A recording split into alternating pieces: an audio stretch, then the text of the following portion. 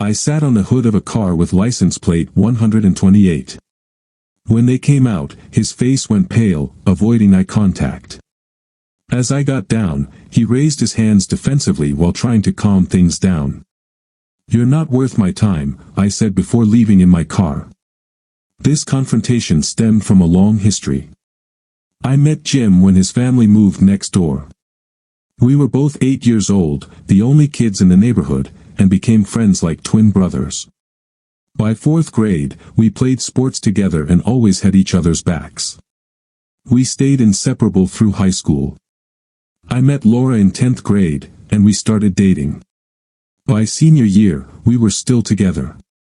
Jim was dating Annabelle Spears, and we often went on double dates. On prom night, Laura and I shared an intimate moment in one room, while Jim and Annabelle were in the next. After high school, Jim joined the Navy while Laura and I pursued college degrees. I studied civil engineering at Eastern Michigan University, and Laura chose information technology at the University of Michigan in Ann Arbor. Despite our campuses being close, maintaining the relationship became challenging. Laura occasionally canceled dates to see someone else, something I didn't know until friends at UDM revealed her actions. One night, I followed Laura and another guy to a restaurant on Ann Arbor Road. When she saw me, she moved away from him, a reaction that suggested this wasn't their first meeting. It hinted at a pattern I hadn't noticed. Laura looked uncomfortable, stealing glances at me while trying to feign indifference. After finishing my meal, I left without acknowledging her and drove home. The next day, Friday, our planned date came and went without me showing up or even calling to cancel. Instead, I immersed myself in a book and disconnected from everything. On Saturday, I attended a party at Tappy's house and met Robin, who left a lasting impression. Sunday came, and while I was absorbed in my studies, the doorbell rang.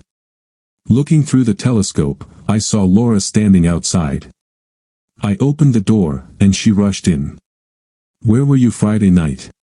Why didn't you answer your phone?" she asked. Closing the door, I faced her. "Which question do you want me to address first?" "What do you mean?" "There are 3 questions. Which one should I answer first?" "Don't play games, Rob." "What's going on?" "Fine. I'll answer in my preferred order. First, where I was. Mostly here, though I did go to a fraternity party Saturday night. Second, why I didn't answer the phone. Simple, I didn't hear it because I'd turned it off. Third, why I didn't call you, I figured you were busy with your boyfriend." "My boyfriend? What are you talking about?" "Rob, you're my boyfriend." "Then who was the guy you were with at the restaurant Thursday night?" "Oh, him. Just a friend." "Just a friend?" I questioned. "You were sitting close to him, leaning on him while he had his arm around you. That's not friendly behavior." "It's nothing, Rob. We're just friends." "Then why didn't you invite me to join you or introduce me to your friend? Was it because you didn't want him to know about me?" "No. It wasn't like that." "Then why didn't you approach me if you had nothing to hide?" I don't know. Maybe because you were spying on me. I wanted to observe your behavior." "That's ridiculous. You don't control me, Rob." "No, I don't. And apparently, we're not exclusive, either. Is that right?" "Exclusive? I thought that was high school stuff." "Maybe. But when we graduated, you didn't return my Letterman sweater or the ring. Does that mean nothing to you?" She scoffed. "Rob, that's childish." "Maybe it is. But if you feel unbound, I can feel the same way. I met someone nice at the party Saturday night. She gave me her number, and I think I'll call her." Laura's expression darkened. "Go ahead, I don't care," she snapped before leaving. As I watched her walk away, I realized something. She didn't offer excuses, didn't promise to change, and didn't assure me of her loyalty. She'd grown from a schoolgirl to an adult, and her feelings demanded attention. Ignoring them wouldn't help. Occupied with assignments Monday through Wednesday, I finally contacted Robin on Thursday. After chatting, we arranged a date for Friday night. I picked her up, and instead of a movie, she suggested we attend a party she knew about. We arrived at BB's apartment around 8. The moment we walked in, fate intervened. Laura and the guy from the restaurant were the first faces I saw. "Oh, boy," I muttered. Robin noticed my reaction. "Do you know them?" "I know her. That's Laura, Miss Piggy." "Miss Piggy? Why do you call her that?" "She earned the nickname for being unfaithful. What else do you call someone who entertains other guys while in a relationship?" "Are you sure about that?" "Yes, and I have first-hand experience. I was the guy she was supposed to marry, until I caught her with this guy last Thursday." "Oh boy, drama incoming." "We didn't break up until Sunday, so it's official now," I explained. What are the chances I'd have listened to her if Thursday hadn't happened? Slim to none. But Thursday did happen, and here we are, enjoying ourselves. "Let's go." She took my hand and led me to meet the host. Laura, initially keeping to the sidelines, seemed surprised to see me at the party. I couldn't tell if it was because she didn't expect me to be there or because she'd been caught with her new boyfriend. Ignoring her, Robin introduced me to Gary and his wife, Artis. We chatted briefly before grabbing drinks. The basement had turned into a dance floor. Robin and I danced, socialized, and had fun. Each time I caught a glimpse of Laura, her expression was unreadable. Around 11, Robin suggested leaving since she had plans for Saturday. After saying goodbye to our hosts, I drove her home. "Your ex seemed fixated on you tonight," Robin commented. She was probably just surprised to see me there. I didn't get the sense she was comfortable seeing you with someone else. Bad luck for her. She's the reason our relationship ended. Maybe, but I don't think she's thrilled about it. Maybe not, but she'll have to adjust. So, does this mean I'll see more of you, or will you start dating other girls? I prefer dating one person at a time. I enjoyed tonight, and I'd like to see you again. If you agree, you'll be the only one. What if I'm not ready for something exclusive? Then I'll move on and find someone else. If she says no too, I'll keep looking until I find someone who says yes. I like your approach. I'm open to it. How about tomorrow night? Sounds good. When I walked her to her door and said goodnight, she stopped me and asked for a moment. Turning back, she confessed, "I never kiss on a first date. But I guess there's a first time for everything," and kissed me. "See you tomorrow," she called as I headed home. When I got back, Dad informed me that Laura had called, sounding upset.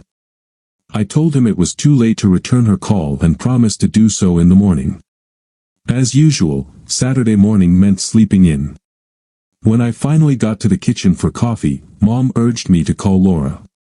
"She's already called twice this morning." "Not until I've had my coffee." "Is everything okay between you two?"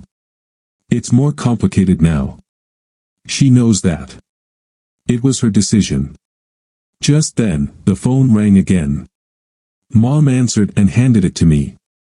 "It's Laura," she said. I picked up. "Hello. Why didn't you call me?" "I was up late last night and just woke up." "That's not what I meant. Why didn't you call me last night for our usual Friday date?" "We discussed this last Sunday, Laura. You said we weren't exclusive and agreed we could see other people. I told you if you did, I would too. You left quickly after that, so I assumed you were okay with it." "That's not what I meant, Rob. You should have understood." "Don't give me that, Laura. I saw you with that guy on Thursday night." "I wasn't with him, Rob. I went to the party alone, and he happened to be there." "Sure, Laura. Believe what you want, but it doesn't change anything. I've been hearing things about you, like your nickname, Miss Piggy. I don't know what you've heard, Rob, but it's not true. Why should I believe that? I saw you with your friend at the restaurant, and it didn't look innocent. Then I see you at the party, and he's too close to you, with his arm around you. No, Laura, you're not committed to just me, and I'm not interested in being one of many. Return my ring and Letterman sweater. They clearly don't mean anything to you anymore. Unlike high school, I'm moving on. Goodbye, Laura. As I hung up, Mom commented, that seems pretty final. She decided being exclusive with me wasn't enough. And as I said, I'm not interested in being one of many. Throughout all this, I found comfort in Robin's company. Jim's letters arrived every few weeks, updating me on his life. He graduated from boot camp, went into specialized training, and joined a Navy construction battalion, mastering both building and demolition. He never asked about Annabelle, so I left her out of my responses. Within a week of Jim's deployment, Annabelle was already pursuing someone she met at a party. A month later, she moved in with a coworker. 3 months after that, she was living with another man she met when her car was towed. Rumors spread that this man had her entertain his friends at his apartment. Then Annabelle disappeared without a trace. I later received a letter from Jim. He'd completed his training and was permanently stationed in Norfolk. Upon his arrival, he summoned Annabelle to join him. I wish you could be my best man, but we didn't have time to prepare. The sooner we marry, the sooner we can secure base housing, he wrote. Poor guy. I feared that the moment he left, she'd be with another man before the door had even shut behind him. Thanks to my grandparents, who had set up a college fund for me, I had enough money to cover tuition and rent an off-campus apartment if I wanted. By junior year, Robin and I moved in together, giving me a taste of family life that I adored. After about 6 months, I started considering making our arrangement permanent. But I still had doubts. What I shared with Robin seemed too perfect to be true. She hadn't shown any signs of straying, until the day I mentioned shopping for an engagement ring. At that moment, she revealed her plan to return to California after graduation to marry her childhood sweetheart, who was now studying in England on a Rhodes Scholarship. Both had agreed that avoiding physical proximity for several years wasn't realistic for two young, healthy people. We agreed to keep an open relationship. It shouldn't impact us immediately, Robin assured me. However, it did, especially for me. I essentially felt as though what I thought was a romantic partnership had been downgraded to something more like a friendship. The problem was, I found no satisfaction in casual flings. I craved more than just physical connection. As a result, Robin and I gradually drifted apart. Almost 4 months after Robin shattered my romantic hopes, she commented, "You don't seem happy here, do you?" I admitted to feeling uncomfortable and explained why. "I'm sorry, sweetheart. Sometimes I wish I didn't love Alex so much, so I could meet your desires. If it weren't for him, you'd be my partner. Thanks, I guess. So, what's the plan? Should we flip a coin to decide who stays and who leaves?" No need. I anticipated this moment. My mom hasn't rented out my room yet. She decided to keep it for me, at least until I'm 40 or until she has grandkids. So, you stay, and I go. Friends forever, she said with a hug. Then she asked, "One last night, please." A week after moving back home, on Friday evening, while working on an article in my room, Mom called out, "Rob, someone's here to see you." I came downstairs to find Laura talking with my mom. Mom nodded toward me and said, "I'll leave you two alone," retreating to the kitchen. "Hi, Rob." "Hi, Laura. How are you?" "Fine, I guess. Hoping things get better. Robin called and mentioned you're back on the market. She suggested I should hurry if I want to be first in line. Why compete for first place? Why compete at all? There wouldn't have been a line if you hadn't acted foolishly. In fact, Robin wouldn't even exist. I'm not competing for a spot, Rob. I just want to go back to where I belong. And where's that? She raised her left hand, revealing my class ring still on her finger. I never gave it back, she said. My class ring, I noted, now adorning her left ring finger.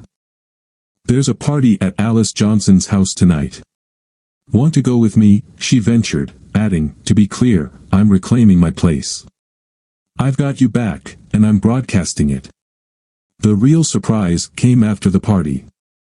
She remained quiet while I drove her home, staring out the passenger window. When we arrived, I suggested, let's look for an apartment tomorrow. Renting one is cheaper than constantly staying in motels. Are you asking me to move in with you? It's crossed my mind. What time? Around 9. Great. You've got a date.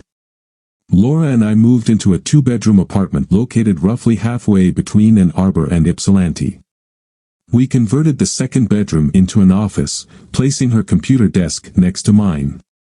A month after moving in, Jim returned home on a 30-day leave. He spent much of it with Laura and me. Seeing Jim and Annabelle together seemed to work well, making me question my earlier suspicions about her. However, 3 weeks after Jim went back on duty, Annabelle disappeared for 2 weeks, staying with her new partner. Later, rumors resurfaced about her rekindling a past relationship, including supposed group activities. I considered telling Jim, but Laura dissuaded me, insisting it wasn't our business. As far as we know, Jim and Annabelle have an open relationship, she said. Laura doubted Jim had willingly agreed to such an arrangement but advised that bringing it up might have negative consequences. Instead, she suggested we leave things as they were. Jim returned from Afghanistan just in time to be my best man at my wedding to Laura.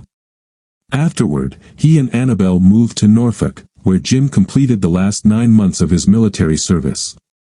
Once discharged, they returned home, and Jim got a job at a construction company as a heavy equipment operator. They became regular visitors, stopping by at least once every 2 weeks. There were no signs of trouble between Jim and Annabelle or any indication of infidelity on her part. Laura's theory seemed plausible, until Jim's company won a contract for pipeline installation in Alaska. Due to the harsh working conditions, Jim chose to leave Annabelle at home during his 4-month assignment. However, barely a week later, Annabelle was seen at a motel with Gary Mellows, the owner of Jim's company. Subsequently, Gary's car was frequently spotted parked at Jim's driveway nearly every night. Complications with the Alaska project extended Jim's absence by 2 more months. Coincidentally, Laura and Annabelle shared the same doctor. Laura was at the office the day Annabelle received distressing news. She was 7 weeks pregnant, and Jim had been away for over 3 months. Laura learned about Annabelle's pregnancy from 2 nurses who had gone to school with us. Aware of Laura's connection to Annabelle, they asked how she thought Jim would react to the news. In the realm of gossip among friends, patient confidentiality sometimes takes a back seat. Laura speculated briefly before suggesting that Jim would probably never find out the truth of her suspicions. She believed it was likely that Annabelle might opt to terminate the pregnancy, resolving the situation before Jim's return. However, events unfolded differently. Someone, whom Laura didn't try to stop, informed Jim of the situation. Upon his return, Jim rented a car and parked discreetly nearby, waiting until he saw Mellows arrive at his house and enter with Annabelle. After giving them 15 minutes to interact, Jim entered the house with a digital camera and captured evidence of their affair. Subsequently, an ambulance was called to respond to an emergency, and Mellows was hospitalized. When the police arrived, they initially intended to arrest Jim, but he presented photographic evidence. Jim had used a Canon Rebel camera in continuous mode, capturing a sequence of images showing Mellows lunging at him. Mellows may have simply been trying to grab the camera, but based on the photo sequence, it was evident that Jim was being attacked and had acted in self-defense. The police accepted his explanation and left. 20 minutes later, Annabelle appeared on the porch with a single suitcase, closing the door behind her. The divorce proceeded smoothly, as did a lawsuit Jim filed against Mellows for alienation of affection. Additionally, Jim sued Mellows for harassment, alleging that Mellows had hired him only to send him out of town and then move in on his wife. Mellows was given the option to settle out of court to avoid public attention but chose to contest the case, resulting in his actions becoming public knowledge. After a lengthy trial, the jury ruled in Jim's favor, awarding him $1.3 million. After legal fees and taxes, he retained just over $50,000. Jim used the money to pay off his house, install a pool, and buy a new Ford F-350. Once the divorce was finalized, Annabelle disappeared from sight, rumored to have moved out of town. To settle the lawsuit, Mellows had to sell off some assets and properties. Additionally, he suffered a loss of business, as some clients and potential buyers deemed him unreliable due to his actions toward his employee's wife. With some funds remaining, Jim proposed the idea of starting our own company to take over the business Mellows had lost. I would handle the design while Jim would manage construction. After careful consideration with Laura, we decided to move forward, leading to the creation of RIJ Constructors. As partners, we thrived. Not only did we attract many clients who had left Mellows, but we also outperformed him on several projects. Being human, Jim made sure everyone knew about our success whenever he saw Mellows. The next few years passed quickly. While Jim explored various relationships, he never found someone he wanted to commit to long-term. He spent considerable time with Laura and me, often joining us once a week with his girlfriend. Things were going exceptionally well. Laura had climbed the corporate ladder, becoming a regional manager and a top candidate for a presidency role. I thought life couldn't get better. Unfortunately, I was right. One Tuesday, as I wrapped up a lunch meeting with a potential client, Gary Mellows approached me and asked if I'd join him for a drink. Personally, I held no grudge against Gary. I reasoned that if someone like Annabelle, whom I considered less than trustworthy, offered comfort to a lonely person like Gary, it wasn't fair to blame him for accepting it. I never believed the narrative that Gary had orchestrated Jim's absence for Annabelle's sake. Knowing Annabelle's character, I speculated she might have visited Gary's office to pick up Jim's paycheck and express her loneliness in his absence. Regardless, Gary's problems were tied to Jim, not me. So, I accepted his offer. Once we were seated, he asked, "How are things going?" "They could be better," I replied. "Maybe you should consider selling," he proposed. "Selling? Why on earth would I do that?" I countered. Gary presented a folder. Curiously, I opened it, only to be shocked by its contents. The folder contained a photo of Laura and Jim holding hands as they entered a motel. Several more images showed them entering or leaving the motel, along with a few showing them hugging and kissing in various locations. I looked up at Gary, who explained, "Apologies. I was following Jim to gather evidence for revenge, but when the private investigator handed me these photos, I realized she was your wife. I only discerned from the rings in the photos that she belonged to someone else, so I hired a private investigator to uncover her identity and prepare myself for retaliation." "Why target me?" I asked. "Are you following someone else's orders?" "No, I'm not," Gary countered. "Yes, I had an affair with his wife, but I never orchestrated his departure to pursue her. She came into my office, closed the door, and started undressing. When I met her gaze, she declared, 'Since they sent Jim away, you'll have to take care of me until he returns.' Being single, I didn't reject Annabelle, but for me, this whole mess is Jim's responsibility. Everyone knows about Annabelle's promiscuity. It's a trait she's carried since high school. Jim should have known but didn't do anything about it. No, Rob, he hit me hard with that lawsuit, and I intend to hit back. I'm sorry you're caught in the middle." "How long has this been going on?" I asked. "According to the private investigator's findings, at least a year, possibly more." "How could it go unnoticed for so long? If she never raised suspicion, how did you discover it?" And why are you interested in buying my stake in the company? What's the benefit of partnering with Jim? Gary leaned in and explained, think about it. As an equal partner, I'll have the same say as he does. If he proposes one plan, I'll advocate for plan B, regardless of his preference. I'll oppose him, monitor pricing, and ensure our rates are lower than the competition. I'll drive the company to bankruptcy, and Jim will suffer the consequences. But so will you, I pointed out. Not entirely, Gary said. I've done my homework. If the business collapses, we'll liquidate the assets, and I'll recover most of my investment. I won't make a profit, unless you count gains from my other projects that outperform Jim's proposals, but I also won't incur significant losses. What if he resorts to intimidation to make you sell your stake? The last time he caught me with his wife, he prioritized the camera over defending himself. If he tries again, it won't be so easy for him. I'm confident I can handle it if necessary. So, are you interested? Possibly, but I want to conduct my own investigation first. If I decide to proceed, do you have a figure in mind? I proposed a sum, and Gary found it feasible, advising me to contact him if I chose to move forward. I left the meeting with Gary feeling completely shocked. How had Laura and Jim carried on for almost a year without me suspecting anything?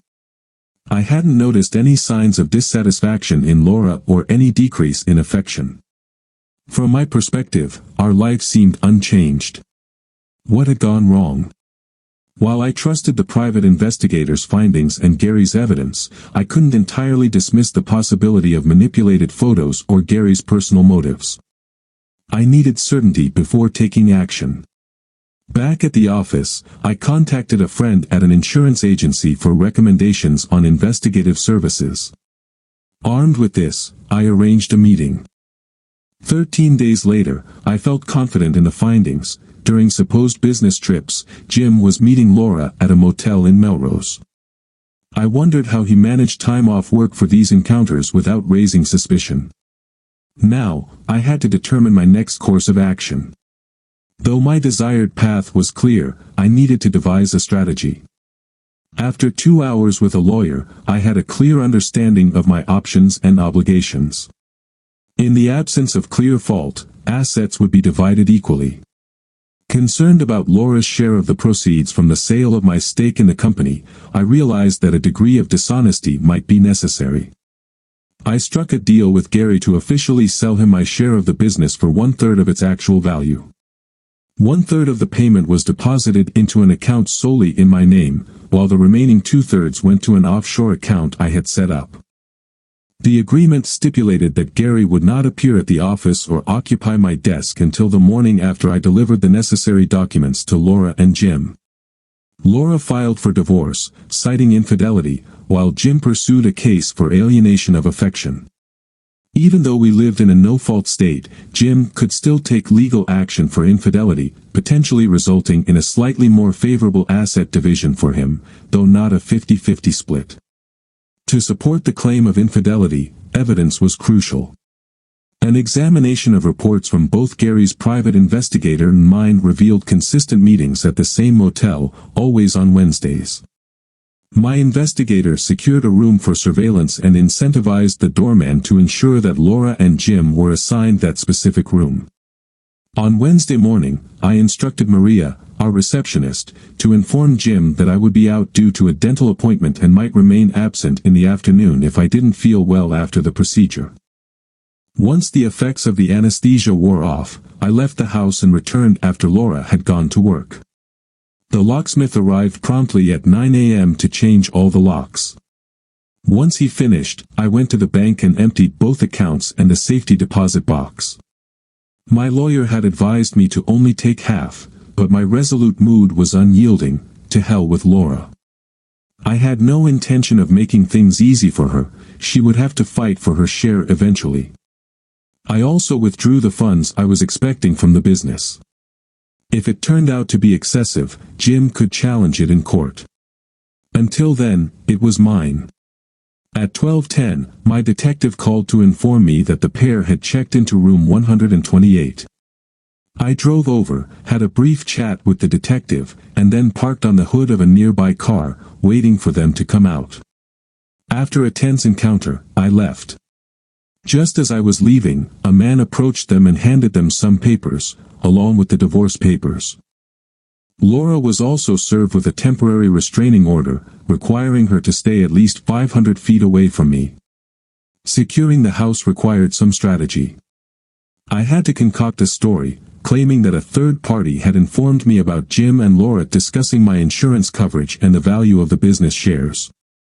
A hearing was pending to decide if the restraining order would become permanent, but that could take a few weeks. This was just another tactic to destabilize Laura. The key point was that she couldn't enter the house without judicial supervision, and I had no intention of being available to provide keys for the new locks.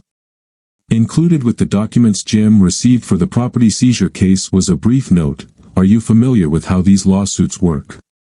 "No." "How does it feel to be on the receiving end?" Driving away from the motel, I called Gary on his cell. "Everything's set. Have a great first day at the office tomorrow." I then drove to the airport, parked in the long-term lot, hid my phone in the glove compartment, and boarded a flight to Cabo San Lucas. After a week of scuba diving and relaxing on the beach, I returned home. When I turned my phone back on, it was flooded with voicemails, most of them from Laura, as expected, but also 4 from Jim. You'd think he'd be the last person eager to talk to me. However, I had no interest in speaking to either of them. I understood their desire for an explanation. Naturally, they wanted to know why. But I had resolved to leave them in the past and focus on moving forward. Their reasons for betrayal were not something I wanted to dwell on. My lawyer was aware of my week-long absence, so I decided to inform him of my return. He suggested contacting Laura, who had been trying to reach me twice a day, to arrange supervised access to the house to retrieve her belongings. I was about to instruct him to coordinate with the court to grant her access when a different idea occurred to me, an opportunity to unsettle her even more. I called her and inquired about her needs. "I need my clothes and other things, but I can't enter the house, not even under judicial supervision, because I don't have a key, and they won't let me in," she explained. "You don't have anything there to take," I countered. "I donated it all to charity. I didn't want any reminders of your deceitful behavior. There's nothing left of yours, not even a stray hairpin." "You had no right to do that," she exclaimed. "I had every right, just as you had the right to betray me." "We need to talk," she insisted. "No, we don't. Goodbye, Laura." I ended the call. Although Laura's belongings remained in the house, I was intentionally delaying their retrieval. It was my way of keeping her off balance, ensuring she wouldn't get her things back anytime soon. I've always had a good relationship with Maria, our multitasking receptionist, secretary, accountant, cook, and cleaner. So I called her to ask how things were at the office. "Not too bad for me, but things aren't going well for the company. There are constant disputes between Gary and Jim over trivial matters. Jim gives orders, and Gary refuses to follow them. Projects are delayed as they argue. I got fed up and handed in my resignation last Friday. But Gary offered to double my salary, so I stayed. They even got into a physical fight last Thursday, no clear winner, though Jim ended up with a broken nose." "Why did you stay?" I asked. She was quiet for a moment before responding, "I have another reason to stay now." "And what's that?" "To help Gary. I've never liked Jim. He used to flirt with me persistently, even though he knew I was engaged. Once, he even implied he'd let me go if I agreed to go out with him. We both know what he meant by that. When I asked what you'd think if he fired me, he went silent. You should have told me. It was personal, and I handled it. I sympathize with you and Laura, Rob. But there might be a silver lining in this for me." "And how's that?" "It means you're available again. How would you feel about being pursued? You weren't engaged." I was, until I caught that idiot doing to me what Laura did to you. When did that happen? About 3 weeks ago. Well, sweetheart, if you're interested, I'll consider you first when I start dating again. But that won't be for a while. I don't want to give Laura any ammunition. I can wait. But keep me in mind if you ever feel lonely and want company for dinner. Thanks. That day, my phone rang 16 times, 14 calls from Laura and 2 from Jim. I couldn't imagine anything Jim could say that I'd want to hear. If he was calling to ask for something, it definitely wasn't from me. I deleted all the calls and went home. I made myself dinner, then impulsively called Gary to check on his plan. Not bad at all. Let's make sure the front loader and other equipment are ready at the Wilkins site, Gary said before leaving the office. Once he was gone, I called to cancel the fuel delivery. One of the loaders ran out of diesel, and Jim called AET to give them a stern lecture. They informed him I had cancelled the order and told him they wouldn't tolerate such behavior. They even suggested he look for fuel elsewhere. That's when Jim approached me, demanding to know what I was doing. I explained that AET was overcharging us and that I was looking for a better deal. Things escalated from there. A little bird told me you two ended up in a fight. Indeed. It all came to a head last Thursday. I might have been optimistic when I said I could handle him, but I managed. I gave him a good beating. Well, carry on and good luck with your plan. After hanging up, I went to the room I had turned into an office, powered up my computer, and began drafting my resume. I planned to start my job search the next day. While typing, the doorbell rang. Opening it, I found Jim standing there. What the hell do you want? I asked. We need to talk, Rob. No, we don't. It's not my fault, Rob. She came on to me. I was in a bad mood because of what Annabelle did to me. I wasn't thinking clearly, Rob, he pleaded. That doesn't excuse it, Jim. You knew she was my wife. You knew how you felt when you found out about Annabelle. Did you even stop to think how it would make me feel? You must have known I'd find out eventually. Probably the same way you learned about Annabelle, someone told you. Well, guess what? Someone told me you're a scumbag. You were supposed to be my friend. Even if Laura made a move, which I doubt, you should have rejected her, just like I rejected Annabelle when she came on to me. You knew better, Jim, but you did it anyway. And let's be honest, this wasn't a one-time mistake. The second, third, and fourth times prove it wasn't. You stabbed me in the back, plain and simple. Why did you bring Mellows into this? Jim asked. Because when I found out, I was furious. If I had gone after you, things might have ended differently. But you're not worth going to jail for. Besides, involving Mellows will bring you problems that will last far longer than any physical confrontation. And you know what? The anger I felt has faded. That's when I hit hardest. I grabbed his shirt, pulled him into the house, slammed the door, and unleashed my rage on him. When he was unconscious, I dragged him outside and stuffed him into his car. You wouldn't believe the smile on my face when I walked back inside. I didn't care if the police came calling, I'd simply say he attacked me, and I acted in self-defense. I could point to his altercation with Mellows and claim he was upset because I sold my stake in the business to Mellows and was trying to take revenge. The next day, I sent out 14 resumes and checked in with my lawyer. He mentioned that a hearing regarding the temporary restraining order was scheduled for the following Monday. I hadn't heard anything from Laura or her lawyer. Considering whether to contact Laura, I decided against it. Delaying her hiring an attorney meant delaying any communication between us. Throughout the week, I received responses to my resumes and traveled for interviews in Atlanta on Wednesday and Baltimore on Thursday. I enjoyed both interviews but was particularly intrigued by a company in San Diego, which awakened my interest in warmer climates. I scheduled an interview for the following Tuesday. Monday arrived with the restraining order hearing. Surprisingly, the judge found no grounds to maintain it and ordered that Laura be granted access to the house.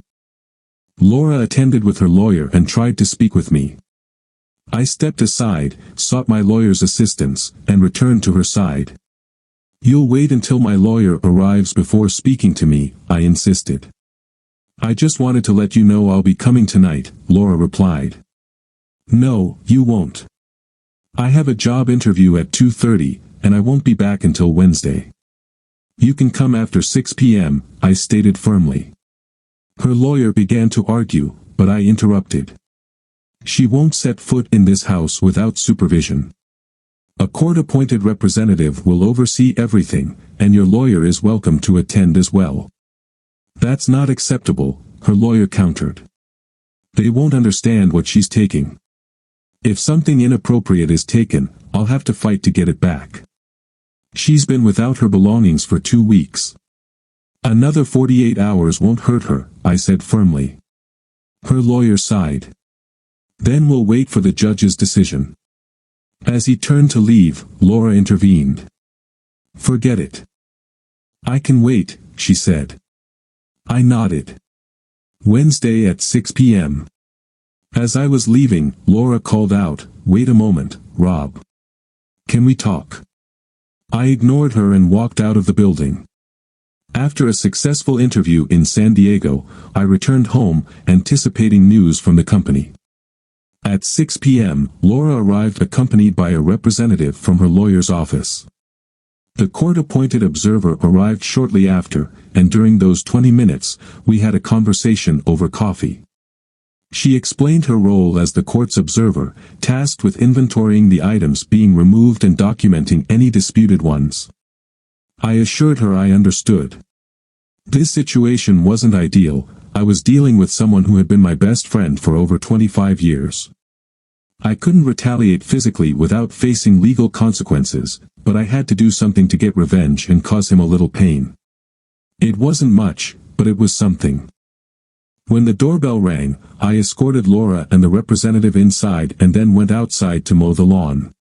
When I came back, everyone had left except Laura, who was sitting at the kitchen table drinking tea. She looked up as I entered. "You didn't donate my belongings to Goodwill." "Maybe not, but I enjoyed seeing your reaction when you claimed I had no right to do it. I didn't anticipate everything ending up with me. It's going to take longer than I thought to sort through it all," she said. I took my house key out of my pocket, removed it from the keyring, and slid it across the table toward her. "There's no need to move. You can pick up the keys on Friday, I'll be out by then." "Why?" she asked. "I have an interview and plan to move as soon as I secure a job." "No, I mean, why take these actions if you intended to leave the house to me? What about the restraining order and your false claims about donating my belongings?" "That's a naive question after what you put me through. I had to get revenge in some way. Just be grateful I chose a peaceful solution rather than a violent one. Just because I refrained from attacking you doesn't mean I absolved you of blame, but this was the best option without legal repercussions. Rob, I know you said we couldn't talk tonight, but I'll still try to convince you that divorce isn't necessary. Let's be realistic," she said, her voice softening. "After what I did, I understand you're angry, but that doesn't change my feelings for you. Rob, I love you, you know that. What happened with Jim was a mistake. A foolish, stupid mistake. Your feelings for Jim don't matter, Laura. What matters is that you betrayed me, whether or not love was involved. It's still infidelity. You should know how I feel about it. Remember how devastated I was when I found out about Annabelle and Jim. I was so upset I considered telling him, but you convinced me otherwise. That should have made it clear how I'd feel if you did the same to me. Rob, it didn't mean anything. It was insignificant, an unforeseen circumstance, an accident." "An accident?" I replied, incredulous. "How do you classify sleeping with my former best friend as an accident? He visited our house while you were in Santa Fe. He was heartbroken over Annabelle, even after cutting her out of his life. He still wanted her. We had a drink, and when he started crying, I hugged him to comfort him.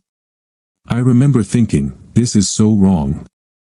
I shouldn't be doing this, but it felt oddly comforting. I have to admit, it was strangely stimulating. The next time you were out of town, Jim came over, and we both understood what was going to happen. We continued the relationship, but there was no love involved, Rob. As corny as it sounds, it was purely physical, just fleeting pleasure. Through it all, I never neglected you. I love you, Rob, and you know that. We can get through this. Divorce isn't necessary. Love doesn't matter here, Laura. I need a divorce. I can't coexist with someone who has betrayed me. It's simple, you broke my trust. If I stayed, I'd always be watching you, anticipating another betrayal. And by your own admission, you continued because you enjoyed the deceit. You can make all the promises you want about never doing it again, but your guarantees carry no weight. You vowed to forsake all others when we married, and you broke that vow. How can I trust anything you say now? Jim's version of events completely contradicts yours. According to him, it wasn't an accident. He says you actively pursued him. Either he's lying, or you are. The problem is that after what both of you did, neither of you is trustworthy to me. So, I can't favor one story over the other. The conclusion, Laura, is that we're done as a couple. I won't give up, Rob. I'll fight the divorce. I know we can overcome this because we love each other. You're angry with me now, and I understand that, but I can promise you this, I'll do whatever it takes to earn your trust again. I know what breaking that promise has cost me. My lawyer says we can request court-ordered therapy, and I believe it will help. I love you, Rob, and I'm not letting you go. It seems you don't understand, I don't want you anymore. It's true, I still love you, and it will take time to move on. But there's no way I can live with you again. Every time I'd lie beside you, I'd think about you with that idiot, who used to be my best friend. I can't live like that. Don't fight the divorce, Laura. If you do, I'll release the recording of your last encounter with Jim. Every family member, every friend, and every coworker of yours will get a copy. I'll even create a website and upload it to amateur adult sites with your full name and address. I'll make your life very interesting. Rob, there's no such video. Oh, wait here, I said, heading to my study where I kept my briefcase. I took out a disc, returned to the kitchen, and handed it to Laura. Take a look. After watching it, decide if you want anyone else to see it. Now, if you don't mind, I have things to do. You can take the house on Friday, but for now, you need to leave. On Thursday and Friday, I moved out of the house, storing most of my belongings in a storage unit. Then, I rented a room at an executive suite for a month, hoping to secure a job by the end of that time. Over the next 2 weeks, I traveled to Salt Lake City, Philadelphia, Atlanta, Chicago, and Detroit for interviews. Each of them left me feeling optimistic, but I didn't hear back from any of them. Sitting at my desk, I calculated my finances and realized I could survive without a job for about 6 years. I started researching cities and states with lower costs of living, hoping to stretch that 6 years into 8 or maybe even 10. Laura signed the divorce papers and returned them to my lawyer. I almost regretted that she did. I would have loved to spread a few more reminders of her and Jim around the house, but a deal is a deal. We agreed to a 50-50 division of the property, with each of us paying our own legal fees. Since I had filed for divorce, I paid the court costs. Laura wanted the house, and my half of the equity was slightly more than what she owed the bank, so that worked out. True, I had to give her half of what I got from selling my share of the company, but I had planned for that. She complained that I had sold it for too little, but it didn't matter because the other 2/3 of the proceeds were safely tucked away in an offshore account. I heard some interesting rumors. Apparently, once I was out of the picture, Jim began harassing Laura so relentlessly that she had to get a restraining order against him. Not that I cared, but I found it amusing. I decided to wait until the divorce was finalized before taking any further action. Eventually, I started receiving calls from some of the companies where I had interviewed. A firm in San Diego called, asking me to return for a second interview. Before I could arrange it, Gary reached out to me. "How would you like to get your company back?" he asked. "Why would I want it back? I sold it to escape Jim and leave him behind. Why would I want to be his partner again?" "You wouldn't, but you don't have to be." After our last conversation, I told Jim that if he was so unhappy with me as a partner, I'd either buy him out or sell my half to someone else. He thought about it for 30 seconds and then asked how much I'd pay for his share. He accepted half of what I paid you. The question is, why would I want the company back? If you've done even half of what you said you would to sabotage Jim, the company might not be worth much now. You might be surprised. Come to the office, and we'll talk. I figured I had nothing to lose, so I went to see him. When I arrived, Maria jumped up from her desk and hugged me, then poked her head into Gary's office to announce my arrival. "As you know, I only bought the company to spite Jim. I didn't really need it, but things are changing," Gary explained. "I'm getting more involved in the construction side of the business and stepping away from engineering. I couldn't get the engineers I wanted, so I started considering alternatives. The solution I came up with was to call you and ask you to establish a company I could contract for engineering work. But then Jim sold me the company, and I thought, why not just sell it back to you and contract with you instead? You won't have to pay much because the company isn't worth much now. Since I own everything, I've transferred all construction-related work and equipment to my other company. What's left is purely the engineering side. I'll sell you the company for what I paid Jim, and I'll sign a 5-year contract for engineering services. Plus, the company still has contracts with about 15 other firms. I don't see how you could lose." "How much did you pay Jim?" I asked. He told me, and it was less than I had in my offshore account. "But there's one condition," he added. "And what's that?" I asked. "I have no secrets with Maria. I shared the idea with her, and she said that if you agree, she'll stay with you and won't move to my company. If you take the deal, you'll keep her on your team." I didn't need to think long. I told him I'd take the deal but wouldn't finalize it until my divorce was complete, which would be in about 3 weeks. Gary said that was fine, and we agreed on the terms. As I left his office, Maria said, "I heard everything. Don't forget, you promised I'd be first on the list after those 3 weeks." "I didn't think you were serious about that," I replied. "You can be sure I am," she said with a dazzling smile. As I walked to my car, my phone rang. It was my lawyer. Jim had learned his lesson from what happened to Gary when Gary sued him and had called my lawyer with an offer to settle the case. I told the lawyer to accept. I made my way back to my room at the executive suites with a huge smile on my face.